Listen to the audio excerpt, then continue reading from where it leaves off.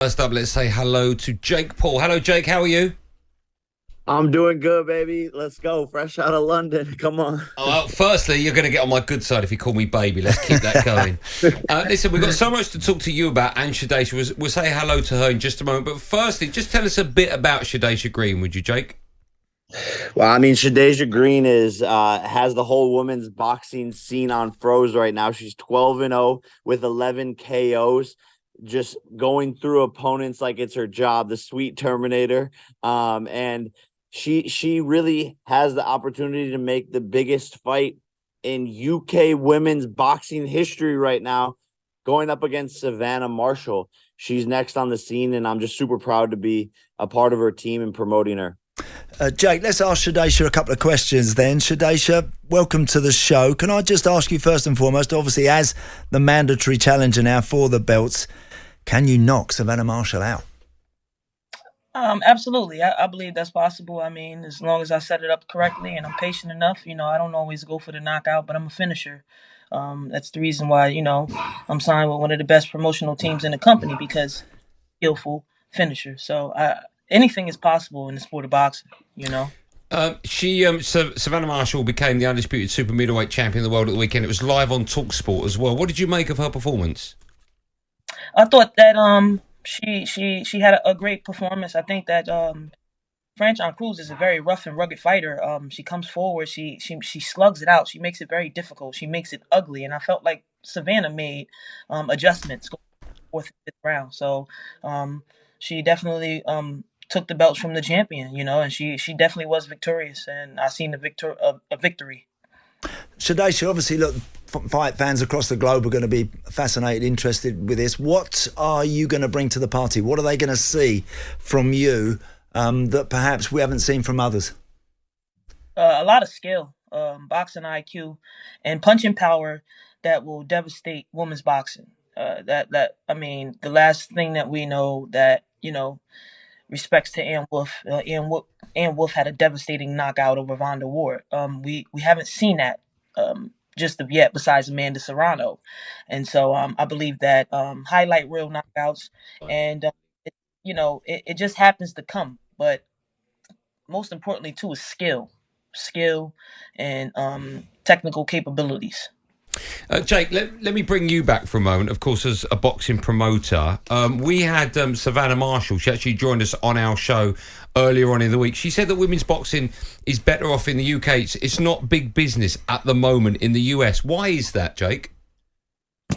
Well, I mean, I completely disagree. The biggest women's boxing event ever was put on at Madison Square Garden, promoted by myself with Amanda Serrano. Amanda Serrano is coming back to fight on my card August 5th. So, there's tons of fans here. It's even bigger here. There's more superstars here. Clarissa Shields, Amanda Serrano, Shadaysha Green, even Franchon Cruz. Obviously, Savannah Marshall won the fight. But I don't agree with the sentiment. However, I do like the idea of Shadaysha coming to the UK. I'll come to the UK, and we can co-promote this event in the UK and make it one of the biggest boxing matches in women's UK boxing history. Yeah, Jake, let's talk a little bit about yourself. Obviously, look, you've got, no doubt you're a very busy man as a promoter, but also you got some serious stuff coming up yourself as well. Live and exclusive on talkSPORT, Jake Paul versus Nate Diaz. How excited are you about that, and how's all your training going, etc.? It's going better than ever. Obviously, we're 1 month away here, 31 days exactly. I'm in the best shape of my life. I have that chip on my shoulder, that hunger, that drive, that motivation that I sort of lost as I kept on becoming more and more successful in the sport of boxing. But I'm back. We have a stacked card. Even Ashton Silva's on the card. Obviously, Amanda Serrano versus Heather Hardy. So Chris Avila taking on Jeremy Stevens. So just all the way through, it's going to be an electric night of boxing on August 5th. Let me ask you, we had Tommy Fury on our show a few weeks back, actually. I asked him the question that when he got into the ring with you, did he feel as though he was fighting for boxing, for boxers? I'll ask you the same question. Do you feel as though you're fighting for YouTubers to prove that they're better than just a YouTuber? Well, I'm more so fighting for the problem children out there, the people who were told they would never be anything, the troublemakers, the ones who didn't really have a clear path in their life, who were always the odd ones out. That was me. I'm fighting for those kids, the kids who didn't really have as much talent as everyone else, but had to work harder to get to where they're at. I'm fighting to show that those kids that anything is possible.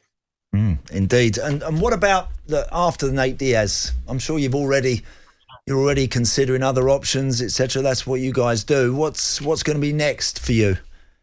Well, hopefully, Savannah Marshall isn't scared of Shadeja like the rest of the whole boxing world is. We're offering people record paydays to fight Shadeja, and they just don't want to do it because she's that nasty. So hopefully Savannah Marshall doesn't duck Shadeja, and we can make this fight happen in the UK. I would love to promote that.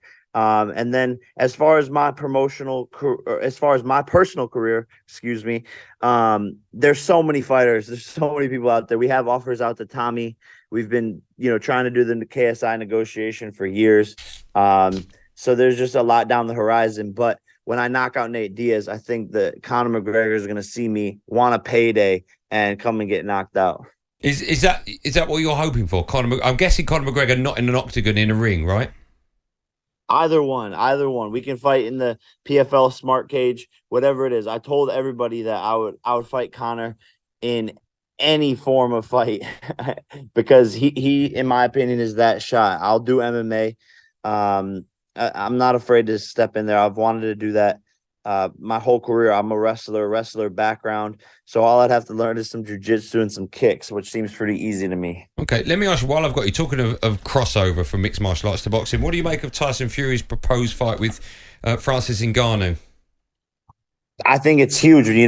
I'm mostly excited for Francis because he deserves big paydays. He's one of the most electric fighters in the world, and Dana White was only paying him $500K. So I'm excited for him to make tens of millions of dollars and prove to other MMA fighters that you can leave the UFC and become even more successful. While I've got you, I should congratulate you, I suppose. We read that your brother Logan has just got engaged. Are you in charge? I don't know if you call it, do you call it a stag do or a bachelor party? What do you call it, the party before you get married? Are you in charge of that? No comment. Is that a big yes? You must have something planned for him. No comment. Why can't you comment on it in case he's listening? No comment. Okay. If I just keep asking the same question, will you come? No, fine, we won't do that. Listen, let's go back to the reason we got you on to talk about Shadeja Green. So, what's the next step? Where are we at with this? When will it happen? Say that again. What's going to happen with Shadeja Green then? Where are we at, and what's the next step? Yeah, look, I mean, the WBC wants this fight to happen with Savannah, and so it's just about getting in touch with Savannah Marshall's promoter and making these negotiations happen and put it all on the line. And it's pretty simple. The thing about boxing is that everyone complicates it, and there's all these negotiations. Oh, this size ring. We want this money. We want it here. We want this. No, it's really simple. Like, let's make the fight. Boom, sign the contract. People like to hide behind promoters.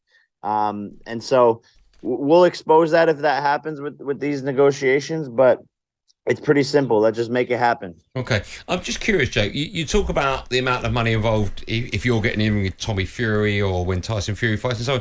What sort of money are we looking at, roughly? I'm not going to hold you to it. I'm just curious, as a boxing fan, where are the women at? What sort of purse do the women get for big fights like this? Well, they're getting bigger and bigger. The interest has grown, and that's all kudos to Amanda Serrano and Katie Taylor, really.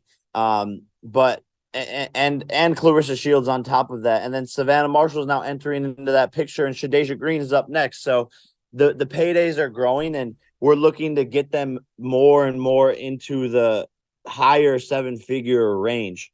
But now women have the opportunity to make 7 figures for a fight, whereas before, they were making less than 100K. So in just the past 24 months, women's boxing paydays have 10x'd. Jake, what about the men's division right now, the men's heavyweight division? Where do you see that? There's a lot of talk, of course. There's always hype, and there's always we're often led down the garden path believing a certain fight is going to happen, and then only to find that it doesn't. Where is it right now for you? For me, the heavyweight division's in shambles. Like the heavyweight division right now is the only division that's not stepping up to the plate and making the big fights happen. The lightweight division's doing it. Obviously, Errol Spence versus Terrence Crawford. But for some reason in the heavyweight division, we're not getting the Fury versus Joshua. We're not getting the Fury versus Usyk. We're not getting the Joshua versus Wilder. We're not getting Wilder versus Ruiz. We're like, what are these guys doing, guys? Come on, make this stuff happen, and let's make the sport a better place. You guys don't get paid to spar. You get paid to fight. So get in there and stop ducking each other. Whose fault is it? Honestly, it a lot of the times it goes back to the promoters in boxing blocking everything and wanting to make the most money, and who owns the rights to air the content on what platform. So a lot of times it's, DAZN fighting versus Showtime or ESPN Plus, or do it on Top Rank, and it's all these big parties that get involved. But it's up to the fighters to say, no, let's push this forward. Let's make this happen regardless of all these crazy things going on. And that's why I give a lot of props to Ryan Garcia, because he was the reason the Gervonta fight happened, because he's the one that compromised a lot to make it work. So some fighter on either side usually is going to have to compromise and really push the ball down the court to make the fights happen. Okay. Just finally, you touched on KSI. How far away is that fight, if at all? And how are you two at the moment? You're speaking terms. If you see him at your brother's wedding, will you have a little chat or a little fight? With KSI, I don't know. The kid's been saying for years and years he has all of these excuses. He's going on tour. He's focusing on himself. He's posting back on YouTube again. He's doing all this stuff when I've just consistently been fighting and ready to go at any given time. So as far as I'm concerned, he doesn't want the fight. Okay. Will you keep going, irrelevant of how you get on? If you lose your next fight, will you carry on boxing? I'll always be in this sport.